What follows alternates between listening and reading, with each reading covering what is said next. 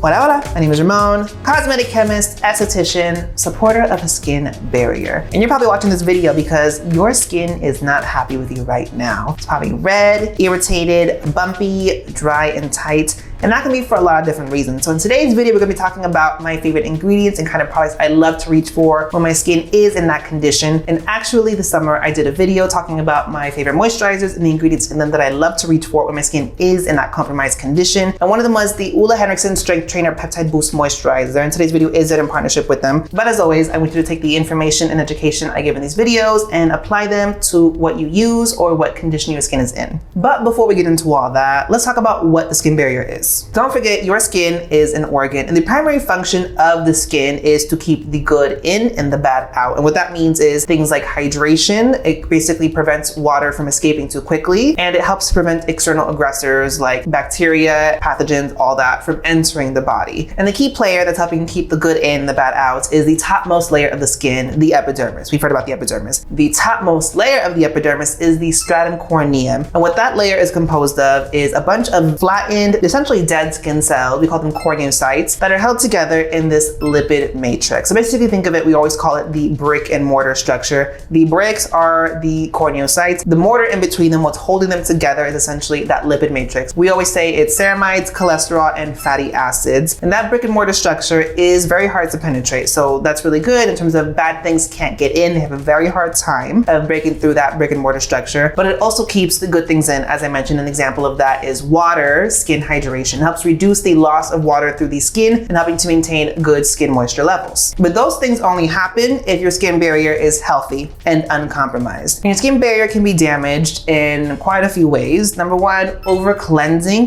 too much and stripping your skin of the necessary lipids. Using certain actives and using them too much or using too strong of actives, so over exfoliating. Starting on retinoids or using your retinoids too often, using too strong of a retinoid. Not using sun protection and thus getting sunburns. Or even people who have chronic skin conditions where the skin barrier is just not able to support itself or repair itself quickly enough to help to retain water and moisture in the skin. And as I mentioned earlier, some of the symptoms of a compromised skin barrier include when your skin just feels really, really dry and tight. Sometimes even when you look at your skin close enough, it just looks really scaly. Having bumps on your skin or uncommon breakouts if you don't normally break out. When your skin is really red or irritated, and for example, something as simple as water can burn your skin. Those are the ways you can tell your skin barrier is compromised and you've done something wrong. So if you fall under any of those categories, and once again, your skin is compromised, let's talk about how to repair it, how to get it back into tip-top shape, and most of all, how to support it, because that's what we're here for, support. And fundamentally, when it comes to supporting your skin barrier, I think the magical answer, the simple answer, the only answer is a good, effective moisturizer. A moisturizer specifically fit for your skin type and your skin's needs. The way moisturizers are designed to work is they perform a very similar function to what the skin barrier itself does. And so I like to think of moisturizers as reinforcement, especially if you have a compromised or damaged skin barrier, because what a simple, effective moisturizer is intended to do is promote skin hydration and reduce the amount of water lost through the skin, which is exactly what a healthy skin barrier is supposed to do. So if you have that reinforcement, the skin barrier is then able to work less hard and be able to repair itself. So all that being said, let's break down the main components of a moisturizer, what they do and why they work. Moisturizers are composed of three primary ingredient categories. You got humectants, emollients, and occlusives. So let's talk about what those are. With humectants, there are ingredients like glycerin, hyaluronic acid. If you see glycol in the name of an ingredient, that's also a humectant. And what humectants do is they help hydrate the skin. They are the things that bind onto water as it's evaporating from the skin or even within the moisturizer, because the primary ingredient in most cosmetic products, especially moisturizers, is water. And having humectants in moisturizers is important because obviously hydration. Hydration is that plump, juicy skin. Also, humectants in themselves help to prevent the transepidermal water loss that we see with a damaged skin barrier / if we're trying to support the skin barrier function. The second ingredient category in a good moisturizer is emollients. So what emollients are is this ingredient category that helps give slip to products. They're like those slippy slidey ingredients, and in doing so they also impart a gloss, because generally they're ingredients that are shiny, but also they help to smooth down the skin in the uppermost layer of the epidermis, that stratum corneum layer. Stratum corneum in Latin translates to too horny layer. And that's just because the dead skin cells in the topmost layer, they're like flakes of skin. And so what the emollients are doing is helping to smooth those down and keep them as flat as possible, basically. And in doing so, that in itself helps to reduce transepidermal water loss a small amount as well. Some emollients include things like silicones, dimethicones, some fatty acids, so like cetyl alcohol, stearyl alcohol, cetyl alcohol, oils. Pretty much all oils are emollients as well. Oils are a really good way to demonstrate what an emollient is. They're slippy, they're shiny, and they help to smooth down skin. And the last ingredient category is occlusives. And occlusives is a very umbrella term for me, and even some emollients can fall under the occlusive category. But what occlusives are is essentially that layer that kind of forms a film of sorts on the skin to more substantially reduce transepidermal water loss. And why I say it's a very umbrella category is because you can have some very lightweight occlusives that are more suitable for oily skin, and you can have some